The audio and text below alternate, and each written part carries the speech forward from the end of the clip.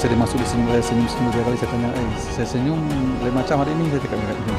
Saya pun tak tahu itu perkataan terakhir pada dia.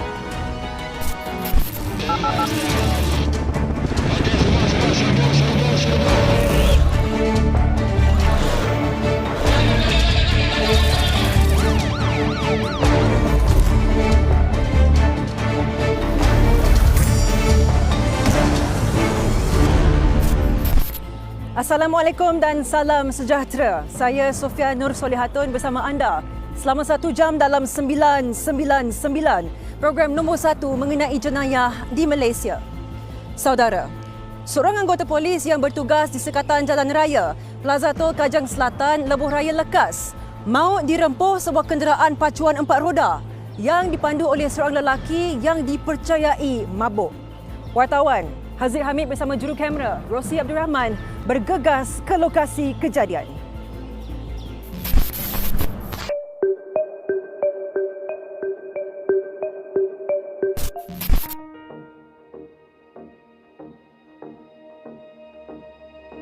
Kejadian berlaku kira-kira jam 2 pagi ketika mangsa sedang bertugas di sekatan jalan raya di Plaza Tol Kajang Selatan. Mangsa Korporal Safwan Muhammad Ismail dipercayai berada di kawasan pemeriksaan bahagian tengah Lebuh Raya sebelum dirempuh sebuah kenderaan pacuan 4 roda. Sebelum fajar menjelma, kejadian malang yang tidak berbau berlaku di sekitar Lebuh Raya lekas di mana sebuah kenderaan merempuh seorang anggota dari Ibu Pejabat Polis Daerah Kajang. Mangsa dipercayai diseret sejauh 70 meter dari sini. Pemandu terbabit dipercayai memandu dengan laju sehingga merempuh kon sekatan jalan sebelum melanggar mangsa.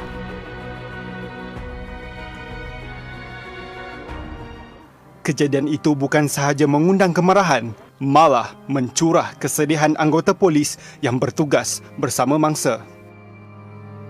Kita dah bersama dengan anggota-anggota SJR 5 ni lebih kurang sebulan lebih lah. Kita dah bersama dengan anggota kita, dah jadi macam seperti adik-beradik lah. Kita dah kenal satu antara lain. Kehilangan dia memang kita terasa amat sangat.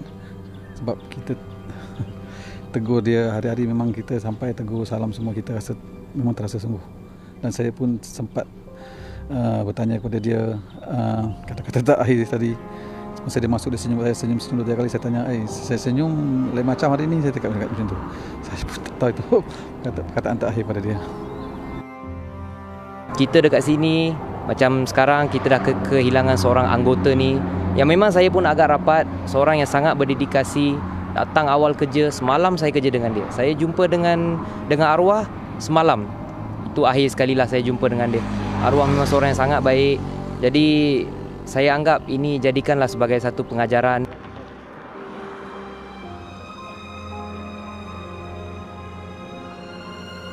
Menurut Ketua Polis Daerah Kajang, SCP Muhammad Zaid Hassan, suspek dipercayai memandu di bawah pengaruh alkohol ketika itu menuju ke arah keluar Plaza Tol Kajang Selatan. Seorang petugas kami iaitu Korporal Safwan telah meninggal dunia di tempat kejadian dan pemandu kenderaan iaitu suspek itu telah mengalami kecederaan dan telah dibawa ke hospital. So buat masa ini kes ini disiasat di bawah Seksyen 41/1 Akta Pengangkutan Jalan 1987 dan suspek telah pun diriman selama 4 hari mulai 3 hari bulan untuk siasatan lanjut.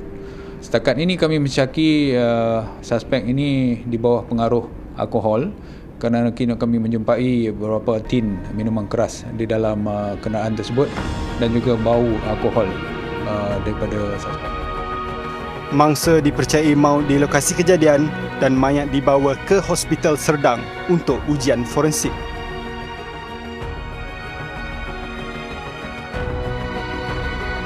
Jenazah Allahyarham Korporal Safwan Muhammad Ismail dikebumikan di kampung halamannya di Tanjung Rambutan, Ipoh, Perak.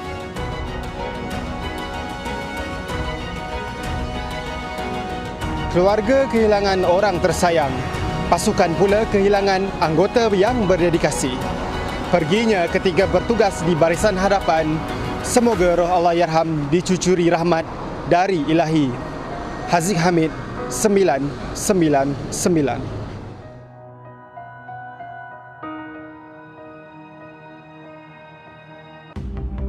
Seorang lelaki didapati lemas setelah terjun dari Jambatan Sultan Yahya Petra di Kota Baru, Kelantan.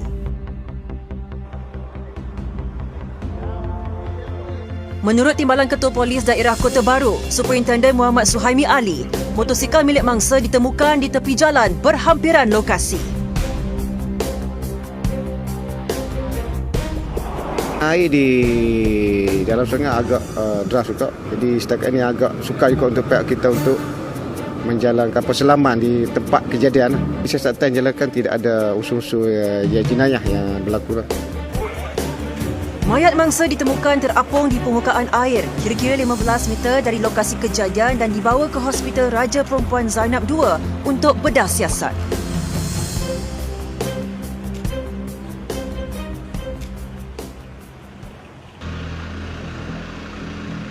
Dua wanita maut dalam kebakaran di sebuah rumah kedai di Jalan Air Hitam, Datuk Keramat, Pulau Pinang.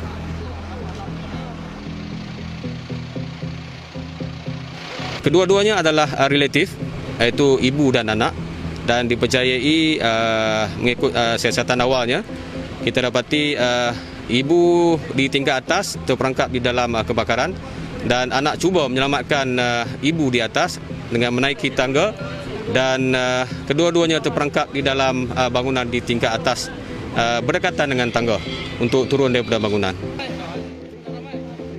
Rohana Abdul Rahman yang bekerja di restoran bersama mangsa antara individu yang turut berada di lokasi ketika kejadian jam 11 pagi itu. Kata telak nak wakak, mak dia kata nak naik duduk atas. Selalu dia bawa. Hari ni tak tahu dia nak naik duduk atas. Mungkin sakit pinggang sangat kot. Api kat situ pun dah besar lah. Memang tak boleh turun dah. Dah lindung tangga tu dah. Tu saya telefon kat husband saya. Cepat kau bombok. Sebab saya nampak tu benar tu dah jatuh dah kaki dia. Jatuh tu duduk macam tu je lah. Begitupun api yang marak berjaya dikawal 30 minit selepas kejadian oleh 100 anggota bomba bersama 12 jentera.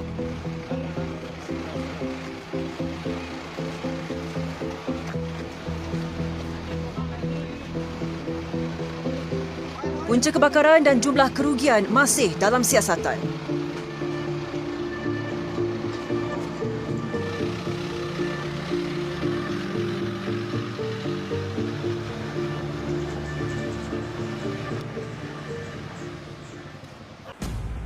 Manakala di Kota Baru, Kelantan, seramai 40 anggota, 4 jentera dan 2 penarik bertangki air dikerah untuk memadam kebakaran di sebuah pasaraya pada jam 4 pagi. Menurut Ketua Zon 1, Jabatan Bomba dan Penyelamat Negeri Kelantan, Shobirin Abdul Kadir, 80% pasaraya itu terbakar kecuali bahagian stor simpanan. Semasa dalam menghadapi kebakaran ini adalah yang pertamanya disebabkan dia di waktu malam dan pasaraya itu tertutup rapi. Jadi kita menggunakan spreader, ceiling hook dan sebagainya untuk memecahkan dinding-dinding supaya untuk memberi laluan kepada kita untuk melakukan pemadaman. Walau bagaimanapun, tiada kemalangan jiwa dilaporkan dan api berjaya dipadam pada jam 6.30 pagi.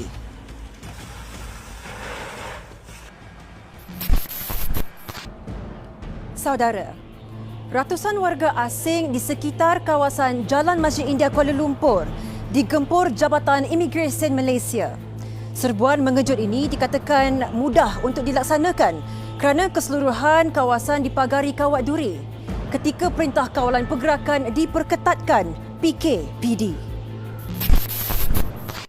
Seperti kita tahu, setakat ini kita sudah ada 3 kawasan PKP diperketatkan, iaitu di Simpang Renggang, Keluang Johor, Sungai Lui di Hulu Langat, Selangor, manakala Menara City One di Masjid India di Kuala Lumpur.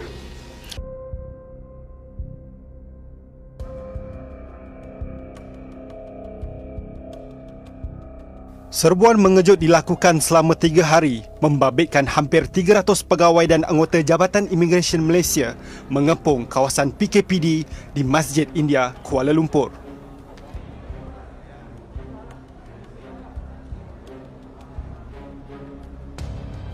Operasi ini berjaya menahan lebih 500 pendatang asing tanpa izin parti dan hasil ujian saringan kesihatan mendapati kesemua parti bebas daripada wabak COVID-19.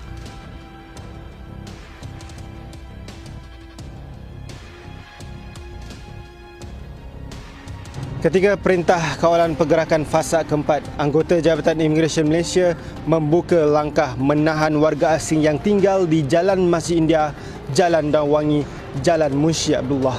Kesemua mereka ini dibawa ke Kompleks Kementerian Dalam Negeri, Jalan Duta bagi pemeriksaan sekiranya mereka mempunyai kesalahan di bawah Akta Imigresen 1959, Palang 1963.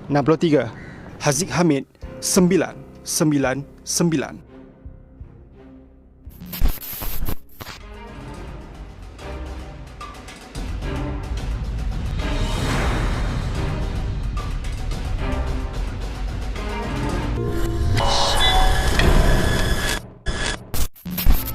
Sebuah kondominium dijadikan pejabat untuk mempromosikan kegiatan judi atas talian.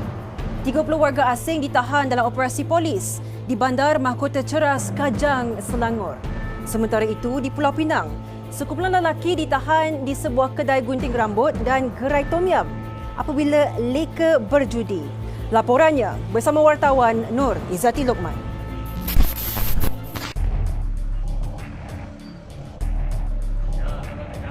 Masuk ke Malaysia sebagai pelancong, tetapi lain pula jadinya kepada 30 warga asing ini.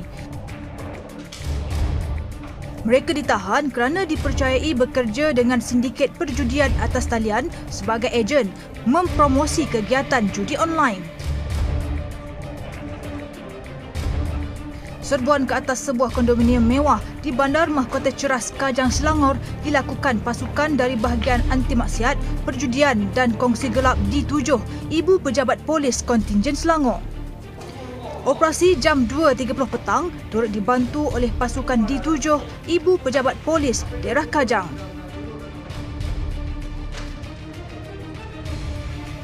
Didapati 2 unit rumah di tingkat 16 dijadikan pejabat untuk pusat panggilan atau calling center sejak sebulan lalu. Kira ada 2 buah rumah di sini yang dipercayai menjadi lokasi bagi perjudian online dan difahamkan kedua rumah ini bertentangan sahaja.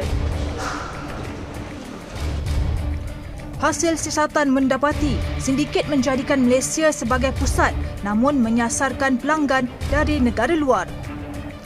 Antara perjudian yang ditawarkan termasuk saham menggunakan mata wang asing.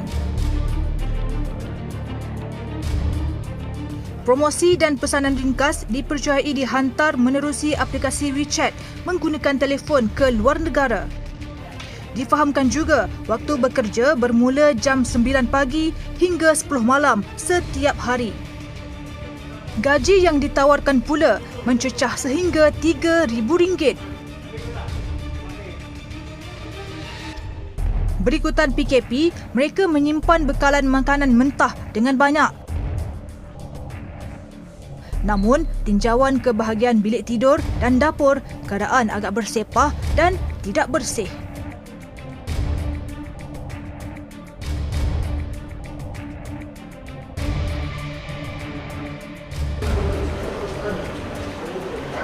Ini merupakan keadaan salah sebuah dapur di rumah penthouse ini, yang mana kalau anda lihat sendiri keadaan di bawah di lantai di kawasan tempat memasak ini sangat kotor dan seperti tidak dibersihkan selama beberapa hari. Dan kalau di bahagian atas parit ini juga kelihatan barang-barang dapur tidak disusun kemas dan kotor.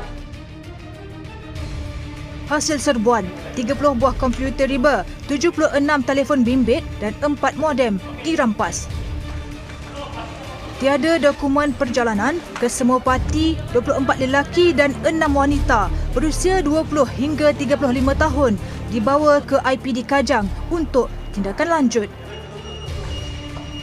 Kes disiasat mengikut Seksyen 4-1-C Akta Rumah Judi Terbuka 1953 dan Seksyen 6-1-C Akta Imigresen 1959 Palang 63.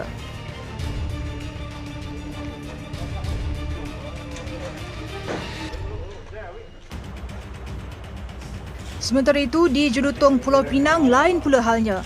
12 individu ditahan di 2 lokasi berasingan ketika sedang asyik bermain judi jenis pakau.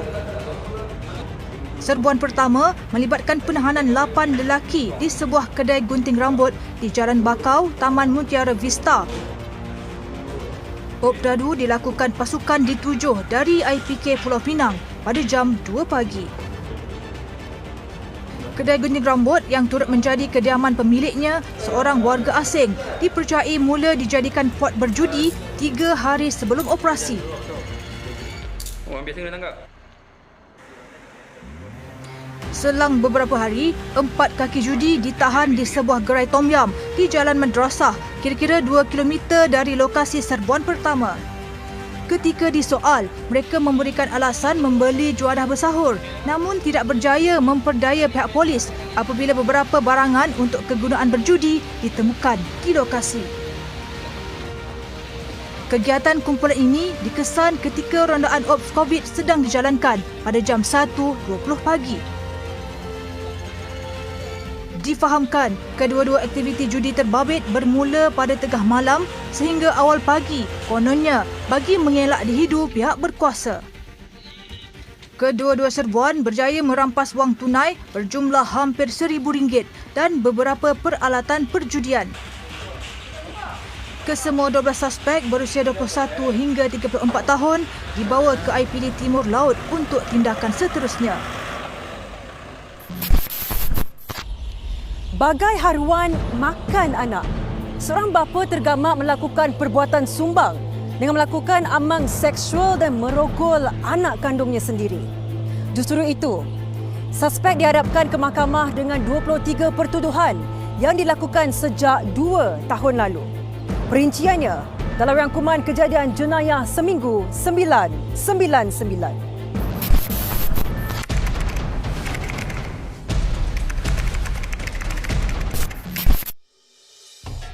Bapa berusia 52 tahun didakwa di Mahkamah Session Pasir Mas atas 22 dakwaan merogol dan 1 kes amang seksual terhadap anak kandungnya yang berusia 16 tahun sejak 2 tahun lalu. Tertuduh didakwa melakukan kesalahan itu bermula 16 Disember 2018 sehingga 9 April 2020. Perbuatan terkutuk dilakukan di antara jam 3 pagi hingga 12.30 tengah malam di dalam bilik sebuah rumah di Rantau Panjang, Pasir Mas, Kelantan. Tertuduh yang bekerja sebagai pemandu lori bagaimanapun mengaku tidak bersalah terhadap kesemua pertuduhan. Kes disebut semula 12 Jun depan. 3 penjenayah warga asing ditahan polis dalam 3 serbuan berasingan di sekitar daerah Kulai, Johor. Siasatan mempercayai kesemua suspek terbabit dalam 10 kes pecah rumah sejak November tahun lalu. Keseluruhan rampasan termasuk wang tunai, kereta, barang kemas dan komputer riba dianggarkan bernilai RM80,000.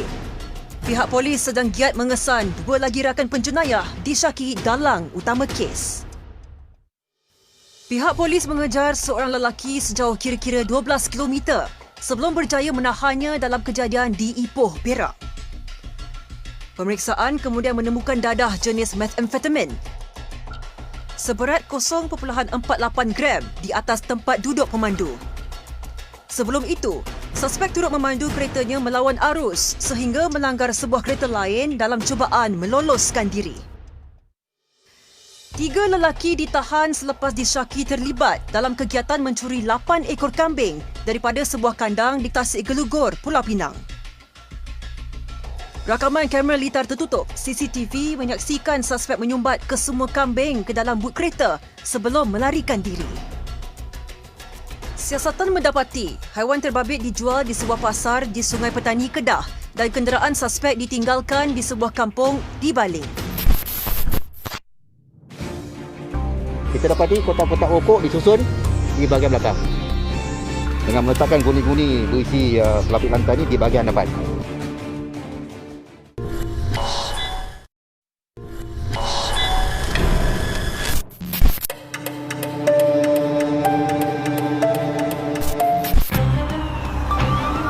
Datang lagi sebiji. Berapa banyak? Ini apa ni? Kayak gangster ke ni?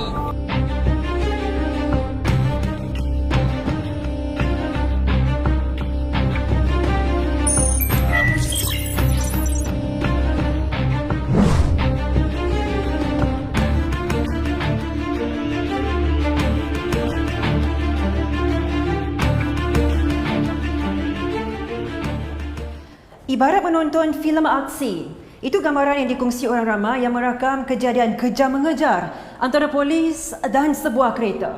Dalam kejadian yang berlaku di Johor Bahru, Johor, 9 kereta peronda polis mengejar suspek yang dikesan bergerak dalam keadaan yang mencurigakan. Video tular itu mendapat lebih 300,000 tontonan di laman sosial Facebook.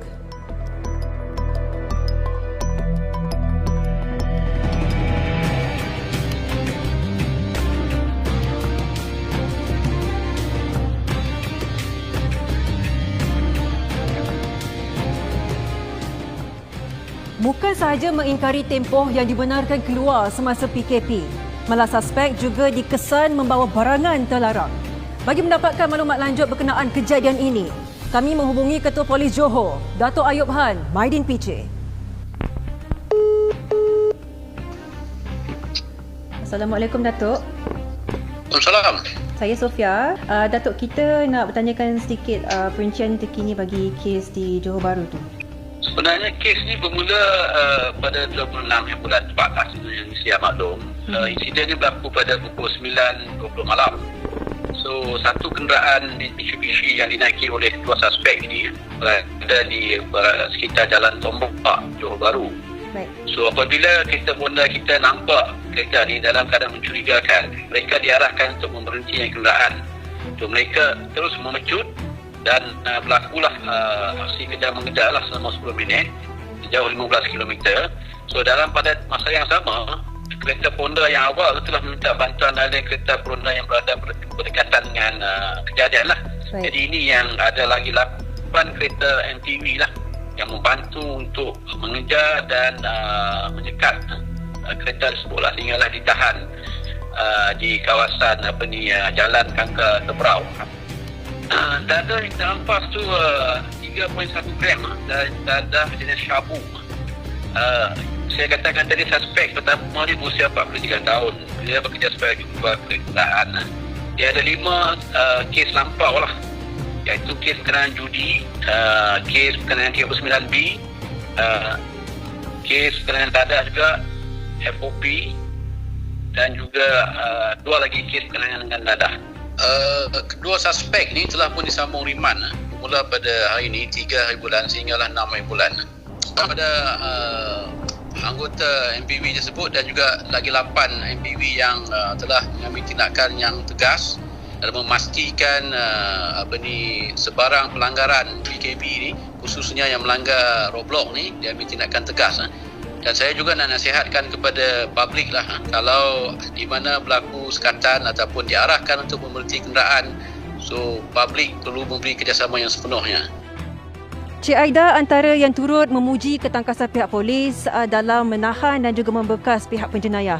Assalamualaikum Cik Aida. Boleh kongsikan sedikit sebanyak berkenaan video viral ini, apakah pendapat anda? Saya tadi nampak kereta banyak sangat dalam video tu, kereta-kereta polis yang mengejar. I don't know how much, tapi saya rasa kereta-kereta polis yang banyak menunjukkan kecekapan dan ketangkasan mereka untuk pastikan penjenayah itu telah ditangkap. Saya sangat-sangat memuji dan sangat-sangat berterima kasih kepada frontliners, Polis Diraja Malaysia kerana sanggup bersusah payah untuk berjaga tengah malam sampai berjaya menumpaskan kes-kes seperti ini. Banyak lagi perkara yang lain kita boleh buat. Kita boleh berniaga, kita boleh buat video, kita boleh sharekan idea kepada orang lain, kita boleh buat Facebook live, Instagram live. There's so many ways yang boleh menjana income.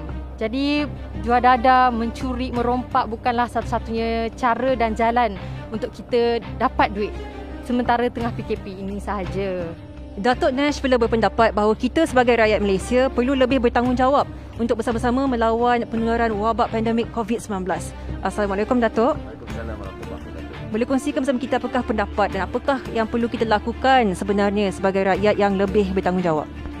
sudah tentulah kita sebagai rakyat Malaysia mesti ada tanggungjawab dan prihatin kepada mereka-mereka dan juga kepada di sekitaran kita. Kalau kita rasa macam ini ada macam pelik je jiran kita ni ataupun dia ni macam jarang masuk sini dan sebagainya, jadi prihatin rakyat itu adalah prihatin bersama.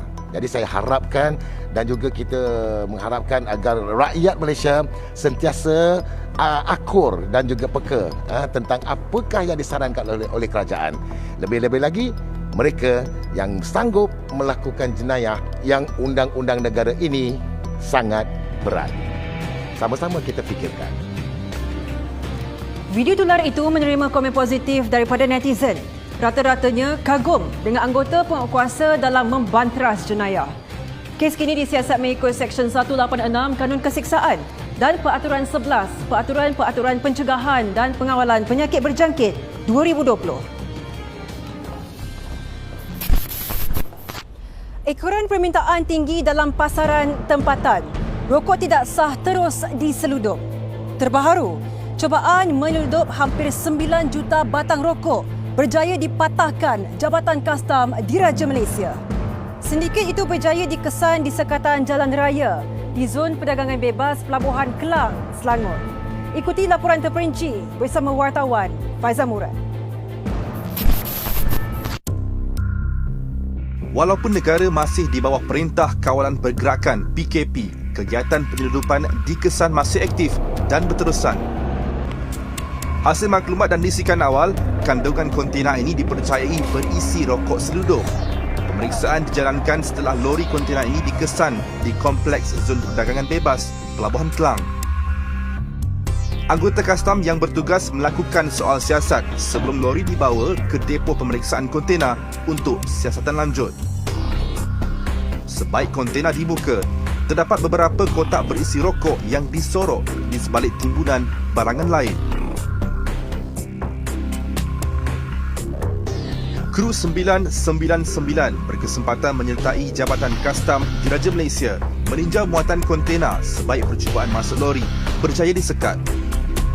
Menurut JKDM, tindakan berani penyeludup dipercayai berpunca daripada permintaan tinggi daripada orang ramai, khasnya di bulan Ramadan.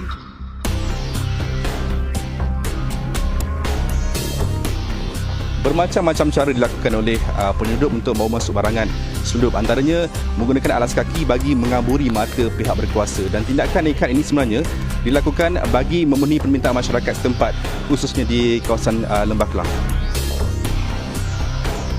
Rokok yang diseludup dari negara jiran itu disembunyikan di bawah timbunan guni berisi kain alas kaki, dipercayai bagi mengaburi mata pihak berkuasa.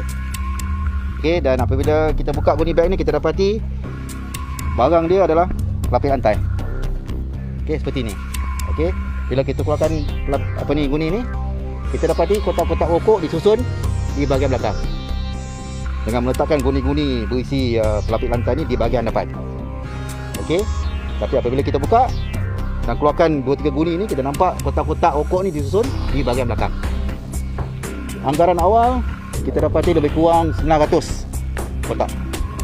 Okey, dan jumlah duti yang terlibat adalah lebih kurang 5.7 juta. Menurut JKDM, rokok berjenama ini akan dipasarkan di kedai runcit yang inginkan bekalan harga murah dan mengikut jalan pintas. Kebanyakan kontena yang dikesan mengikrar barangan lain untuk dibawa masuk, namun tindakan itu akhirnya berjaya dipatahkan.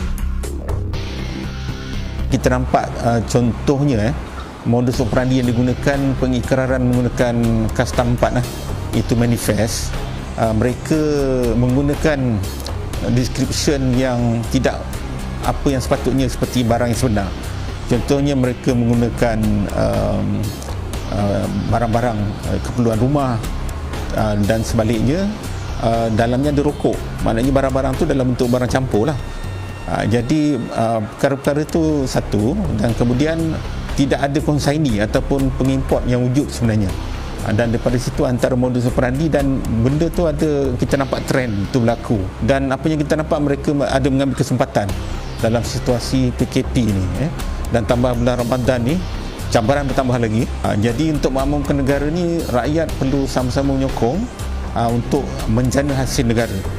Sebab daripada yang terlibat tadi, kes-kes yang terlibat tu banyak kehilangan hasil negara.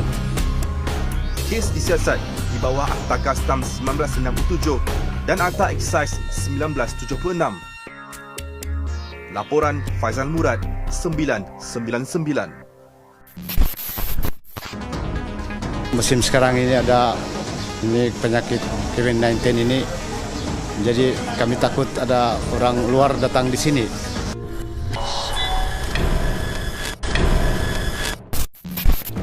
Seorang pengamal perubatan ditahan polis kerana disyaki terlibat dalam 22 kes pecah rumah dan curi.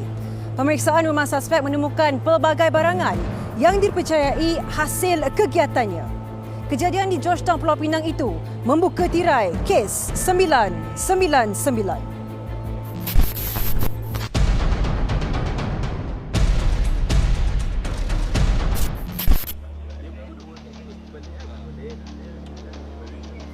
Taktik menetap di sebuah kondominium untuk kegiatan pecah rumah terbongkar apabila anggota dari Ibu Pejabat Polis Daerah Timur Laut dengan kerjasama Jabatan Bomba dan Penyelamat Malaysia Pulau Pinang berjaya memberkasnya.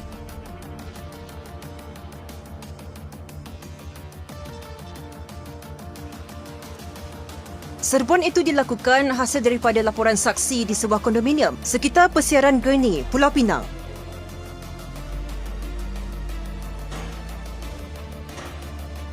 Suspek yang berusia 39 tahun adalah seorang pengamal perubatan, dipercayai telah melakukan jenayah terbabit sejak tahun 2014. Hasil pemeriksaan di rumah suspek yang merupakan seorang lelaki Cina dan bekerja sebagai pengamal perubatan di sebuah hospital kerajaan telah menjumpai lebih kurang 243 item yang terdiri daripada pelbagai jenis laptop, handphone, smart tag dan pelbagai lagi peralatan elektronik di dalam rumah suspek. Yang mana kita percaya barang-barang kes yang dijumpai ini merupakan hasil daripada pecah rumah yang telah dilakukan semenjak tahun 2014 melibatkan 22 report keseluruhan.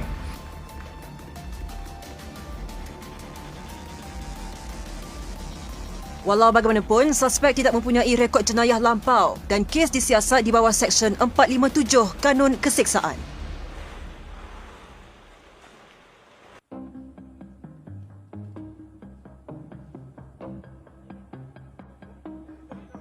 Sementara itu, seorang lelaki ditahan polis kerana melanggar Perintah Kawalan Pergerakan PKP dan dikesan turut membawa 2 ekor lembu curi.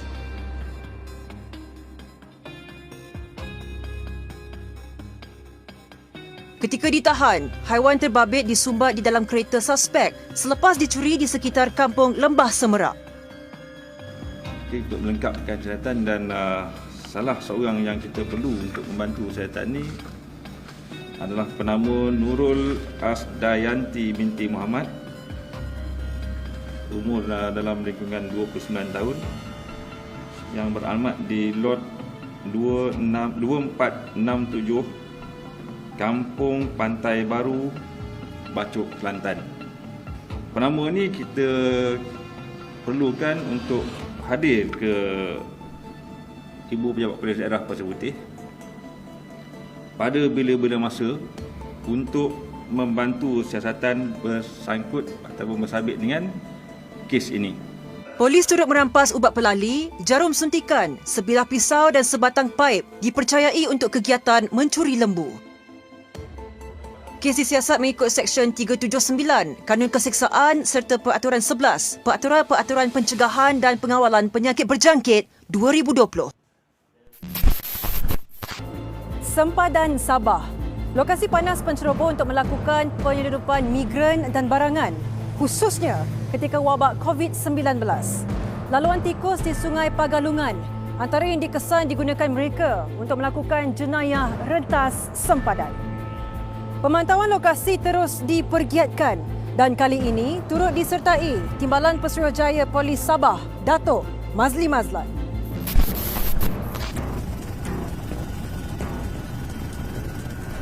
Tiga buah lokasi yang terletak di sempadan antara Sabah Malaysia dan Kalimantan Indonesia dipantau pasukan polis menerusi udara, darat dan sungai.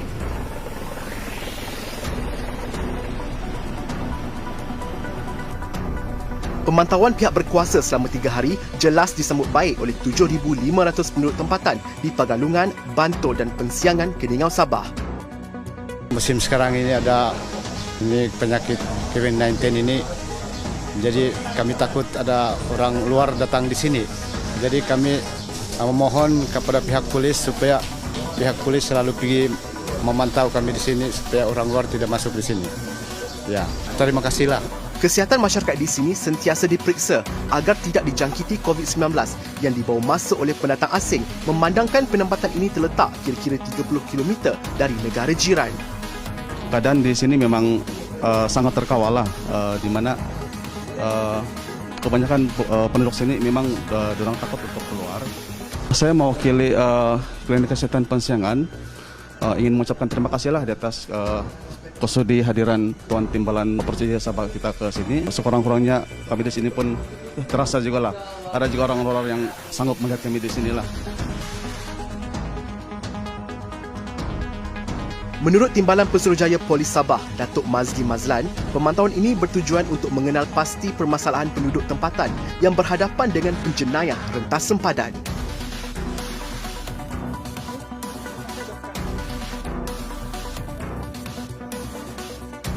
Dikala kita memfokuskan kepada COVID-19 ini, pergerakan-pergerakan penduduk-penduduk ini begitu dikatakan berluasa. Oleh itu, Polis Kontingen Sabah telah menubuhkan satu task force disertai oleh Ketua Siasatan Jenayah Sabah, Ketua Cawangan Sabah, Komander Pasukan Gerakan Udara Sabah untuk melihat secara keseluruhan ancaman dan juga keadaan-keadaan yang boleh diambil tindakan untuk mengatasi masalah penyeludupan dan juga kemasukan pendatang-pendatang asing daripada sempadan ke 3 penempatan ini. Pasukan Polis Sabah akan terus merangka strategi seperti mendirikan balai dan pondok polis untuk membancas kegiatan jenayah rentas sempadan yang mengancam kedaulatan negeri di bawah bayu ini. Sementara itu, tindakan 2 lelaki warga asing menyeludup 755 karton rokok tidak sah ketika PKP gagal apabila mereka ditahan di Jalan Ulu Putatan. Bekalan rokok tidak sah yang dianggarkan bernilai RM32,000 ini dipercayai untuk dijual di pasaran sekitar Penampang. Salah seorang telah menawarkan ringgit Malaysia 7,000 kepada pegawai Jabatan Siasatan dan Pengawasan Trafik ini. Dia berusaha juga untuk memberikan keyakinan kepada pegawai tersebut untuk menerima duit suapan itu bagi membebaskan dan melepaskan mereka daripada tangkapan tersebut. Kedua-dua suspek ditahan untuk disiasat mengikut Akta Kastam 1967 dan perbuatan mereka memberikan wang suapan akan dirujuk kepada pihak Suruhanjaya Pencegahan Rasuah Malaysia. Majlis berbuka puasa bersama pegawai dan anggota Polis Sabah dikejutkan dengan tindakan seorang pemandu mabuk yang merempuh sekatan jalan raya di Jalan Kepayan, Kota Kinabalu. Minum banyak. Saya minum saya 2 tin. Saya jalan lah. Saya mau kerja ni, saya bilang mungkin yang saya ini ngangam yang time yang tidak stable. Mau telang kabut begitu Pak. Mau pergi kerja. Minum lagi, mau pergi kerja lagi. Bukanlah yang terlampau lah. Nasib baik dia langgar kami di sini. Kalau langgar kami di sini, mati sudah 1-2 orang cedera pula. Jadi saya pun paham juga. Jadi saya minta maaf sajalah. Saya minta maaf betul. Saya betul-betul tidak nampak yang di sana. Lagipun saya tidak nampak yang ada blok sini, Pak. Blok umur saya pun tidak berapa jauh sudah kan. Maafin saya sudah. Ini mata pun kekurangan sudah. Jadi saya minta maaf betul sama kamu lah. Bukan. Begitupun, suspek yang berusia 53 tahun ini cuba menagih simpati agar dilepaskan daripada dikenakan tindakan undang-undang. Sekarang beliau ni mabuk. Nanti kalau kami lepas nanti dari sini siapa? Beliau langgar lagi nanti sana. Nanti beliau langgar lagi sana, sekatan jalan raya di sana, langgar orang lagi teruk.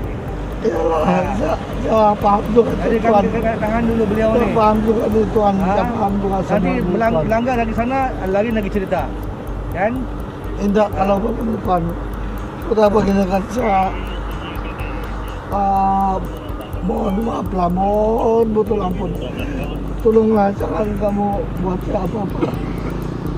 Saya sedang menunggu istri saya sekarang. Tidak tahu itu atau tidak itu anak saya begitu. Kami tidak boleh bagi beliau jalan ni. Kalau beliau jalan ni, nanti beliau langgar orang lagi, satu hal lagi kami. Jadi kami tahan dulu beliau sekejap. Saya tidak mabuk betul ni. Ya betul. Saya Tapi- tidak mabuk betul. Saya tapi- sadar juga apa yang betul. kesalahan Betul. saya ni. Betul. Tapi mungkin ngangam yang di sana itu saya berpikir panjang pikiran saya. Sudah lama kami di sini ni beliau. Kami mau selamatkan beliau ni. Ya. Jadi beliau tunggu dulu. Nanti kita tengok apa mau buat. Ya. Saya minta maaf betul. Menurut Timbalan Pesuruhjaya Polis Sabah, Datuk Mazlin Mazlan, kejadian rempuhan sekatan jalan raya ini adalah kali pertama berlaku di Kota Kinabalu sepanjang PKP dilaksanakan. Barang kecederaan yang dialami oleh petugas cuma kerosakan pada papan tanda di bahagian hadapan menghalang ke KK daripada kepayan.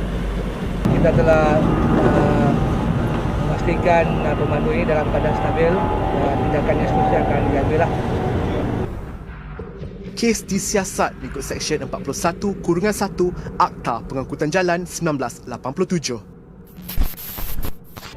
Terima kasih kerana setia bersama kami sehingga ke penghujung rancangan.